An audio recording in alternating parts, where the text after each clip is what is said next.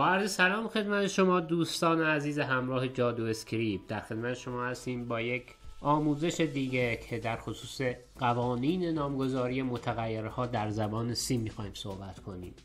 خب شعار ما یادگیری آسان و جادویی با جادو اسکریپت هست که امیدوارم شما دوستان عزیز هم با لایک هاتون و کامنت هاتون از ما پشتیبانی لازم رو بکنید تا بتونیم با قدرت بیشتری در خدمت شما دوستان و عزیزان باشیم. خب جزئیاتی از این جلسه بگم. ما در خصوص متغیرهای توضیح کوتاه میدیم، قواعد نامگذاری متغیرها رو ذکر میکنیم که بسیار اهمیت دارند و در پایان با مثالهای این بحث آموزشی و پایان میدیم. خب متغیرها در زبان سی، کاربرد متغیرها رو میدونید، برچسب گذاری و ذخیره داده در برنامه کاربرد این متغیرها هست. اما برای اینکه به شکل صحیح و اصولی ازشون استفاده کنید و خطا نداشته باشید، خوانایی بیشتری داشته باشید، نیاز هست که قوانین نامگذاری رو بدونید. خب همونطور که میدونید اینها متغیر هستن، کلماتی که اینجا با در واقع رنگ تیره مشخص شدن. age، salary، grade، همینا هستن که میخوایم امروز در خصوصشون صحبت کنیم.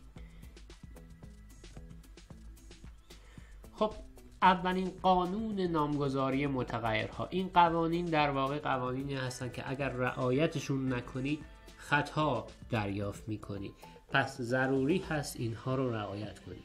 یک، شروع نام متغیر تنها توسط آندرسکور یا حروف امکان پذیر هست. توجه کنید اینو با در واقع دش اشتباه نگیرید، آندرسکور هست، خط زیرین. خب اینجا مثلا این چون با حروف شروع شده قابل قبول هست، این چون با آندرسکور شروع شده پس قابل قبول هست. این اما نیست. چرا؟ چون نه جزء حروف هست نه آندرسکور. پس اینو به خاطر داشته باشید و رعایت کنید تو نامگذاری های متغیرهاتون.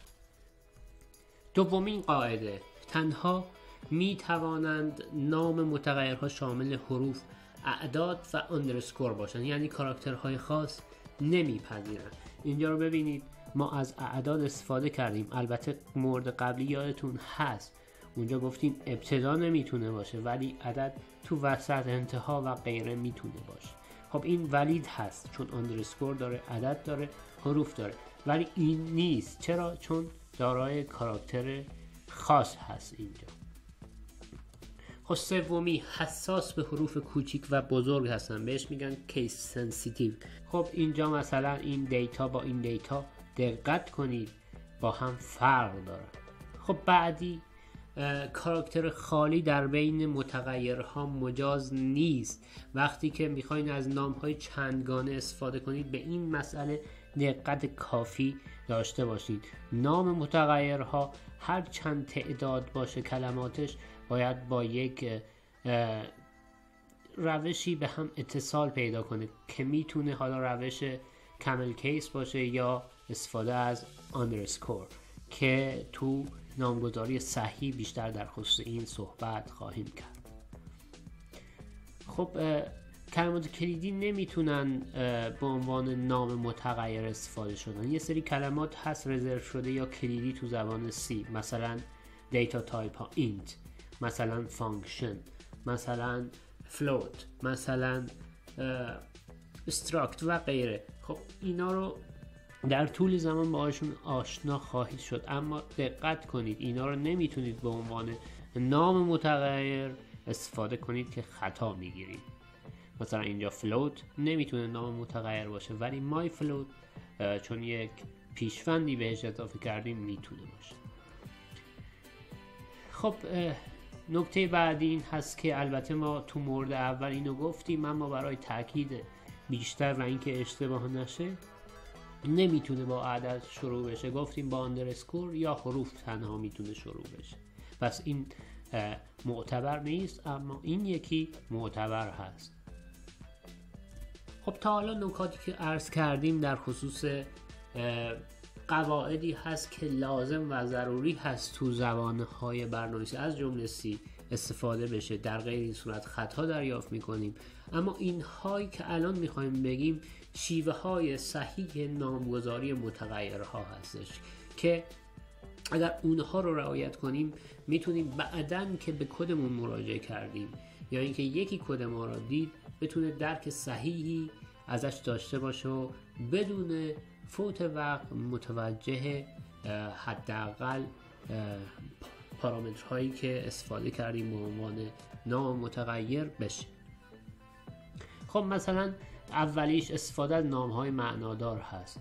نام معناداری که توصیفی باشه، توصیفش کنه میخوایم چیکار کنیم با اون و این سبب خانایی میشه و یک جور توضیح خود به خودی هست، نیاز نیست مثلا شاید کامنت اضافه تری بگذارید. اینجا مثلا اگر بذارید int a در صورتی که میخواید نام کاربر رو دریافت کنید، خب این در واقع توصیفی نیست، توصیف نمیکنه که چی میخوایم، هدف ما از این در واقع چی هستش.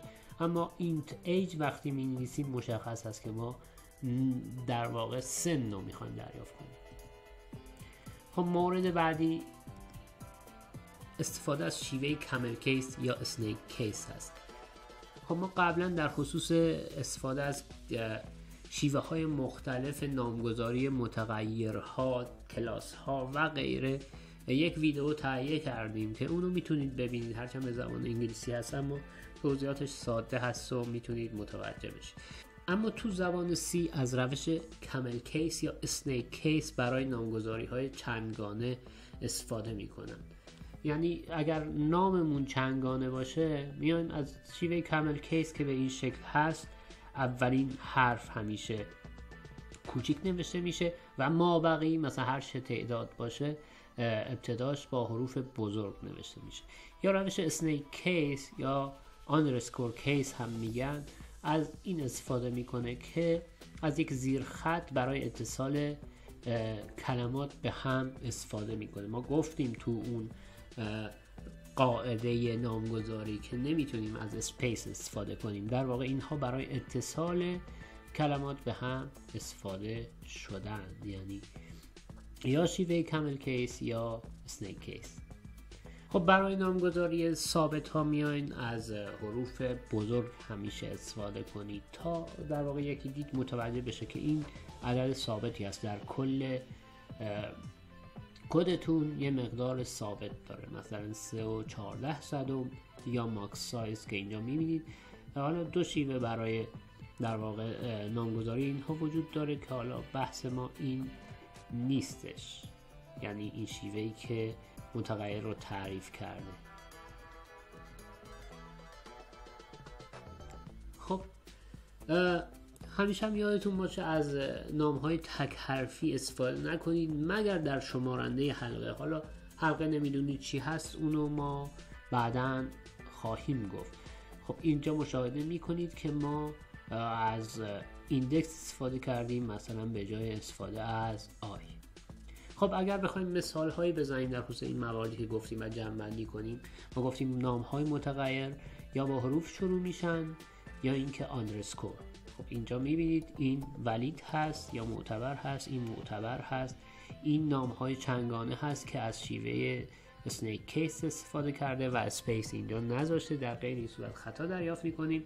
یا این یکی که گفتیم آندرسکور باید ابتداش فقط میتونه باشه یا حروف. خب این یکی هم که نامگذاری نامعتبر هست، اولش اومده از عدد استفاده کرده، قبول نیست. این گفتیم در داخل اون کلمه نمیتونیم کاراکترهای خاص داشته باشیم یا اسپیس داشته باشیم، یا نباید کلمات کلیدی باشن که اینجا فور که توی حلقه ها که بعداً خواهیم گفت استفاده میشه استفاده کرده که غلط هستش. خب برای نامگذاری اصولی هم گفتیم که از نام‌های معنادار استفاده کنید و توصیفی که اینجا age رو مثلا مشخص کردیم. همچنین برای در واقع نامگذاری نام‌های چندگانه از حالت کامل کیس یا اسنیک کیس استفاده کنید. در زبان C ثابت ها رو گفتیم با حروف بزرگ نشون بدید و همینطور نام های تک حرفی استفاده نکنید مگر در شمارنده حلقه ها. خب به پایان این ویدیوی آموزشی رسیدیم. ممنون از شما که با ما همراه بودید. امیدوارم با لایک هاتون، کامنت هاتون و عضویت در کانال ما از ما حمایت لازم رو بکنید تا بتونیم ویدیوهای بیشتر و بهتری رو برای شما دوستان عزیز آماده کنیم و ارائه بدیم. پس باز هم تشکر میکنم و تا دیداری دیگر بدرود.